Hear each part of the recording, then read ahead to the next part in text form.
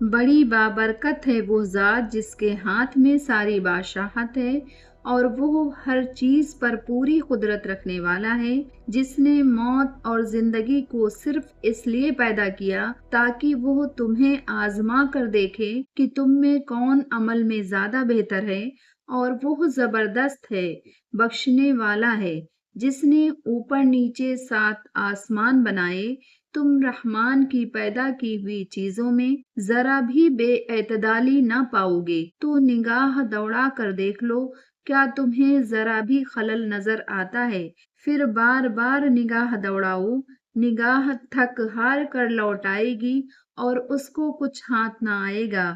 और हमने आसमान दुनिया को रोशन चरागों से सजा दिया है और उनको हमने शैतानों पर पत्थर बरसाने का जरिया भी बनाया है और उनके लिए दहकती आग का अजाब तैयार कर रखा है।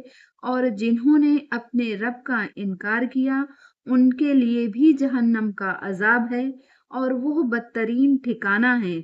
जब वो उसमें डाले जाएंगे तो वो उसकी दहाड़ें सुनेंगे और वो उबाल मार रही होगी। लगेगा कि वो गुस्से से फट पड़ेगी। जब जब उसमें कोई गिरोह डाला जाएगा तो उसके निगहबान उनसे पूछेंगे कि क्या तुम्हारे पास कोई डराने वाला नहीं आया? वो कहेंगे, क्यों नहीं, हमारे पास डराने वाला आया।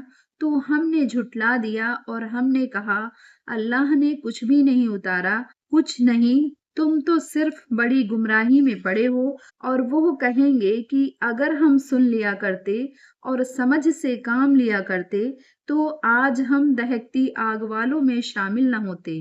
बस वो अपने जुर्म का इकरार कर लेंगे तो कैसी हलाकत है दहकती आग वालों के लिए।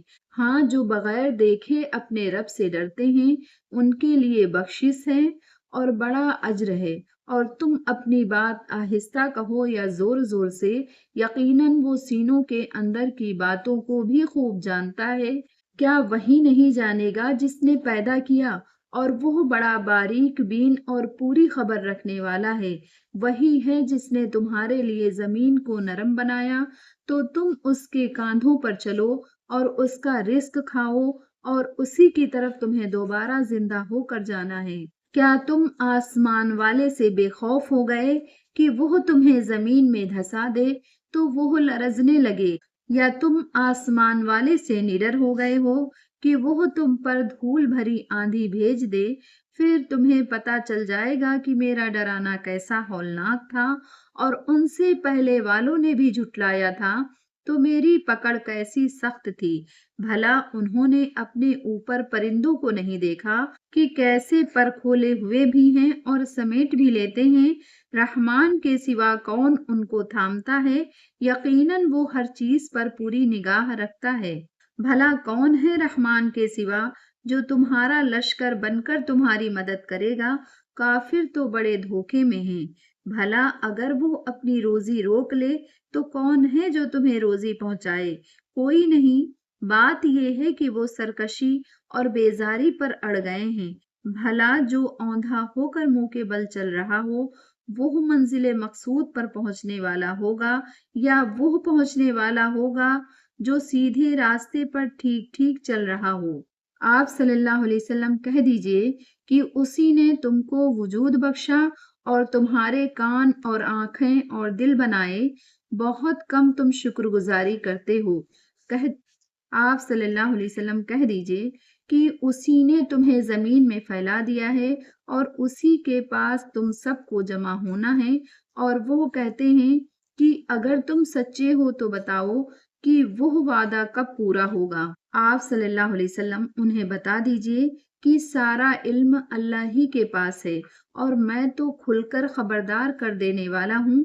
फिर जब वो उसको करीब आता देख लेंगे तो मुनकिरों के चेहरे बिगड़ कर रह जाएंगे और कहा जाएगा, यही वो चीज है जो तुम मांगा करते थे।